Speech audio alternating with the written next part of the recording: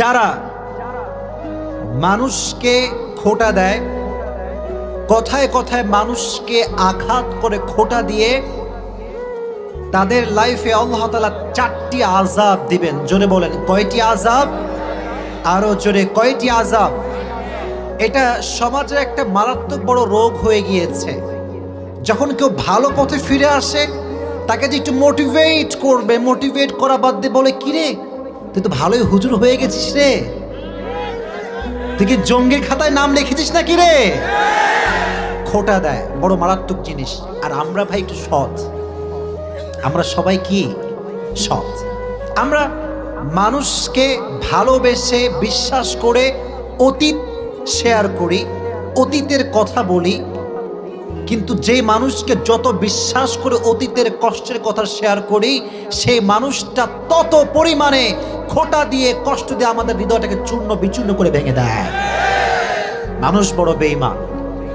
আজকে আমরা শুনবো অতীত নিয়ে খোঁটা দিলে কিংবা ভালো হওয়ার পরে যদি কোনো ব্যক্তি কোনো মানুষকে খোঁটা দেয় তার লাইফে কি কি আযাব আসবে আজকে আমরা কোরআন এবং হাদিস থেকে জানবো। রাজি আছেন তো ইনশাআল্লাহ?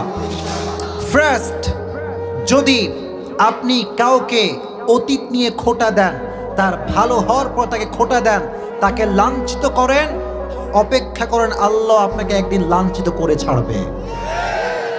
কোনো সন্দেহ আছে আপনাদের ভেতরে? আল্লাহ কাউরে ধরে না, ধরলে আল্লাহ ছাড়ে না। ব্যাপারটা কি জানেন?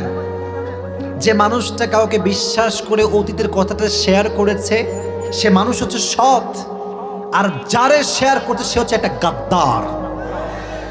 এই মানুষটা কি করে জানেন? প্রথমে সব সুন্দর করে মিষ্টি ভাষায় বলো, তুমি না আমার বন্ধু, তুমি না আমার ভালোবাসা, তুমি না আমার বউ, বলো বলো বলো বলো বলো। আর যখন বলার শেষ, কাটা জায়গায় লবণ আঘাত মারতে এক মুহূর্ত দেরি করে না।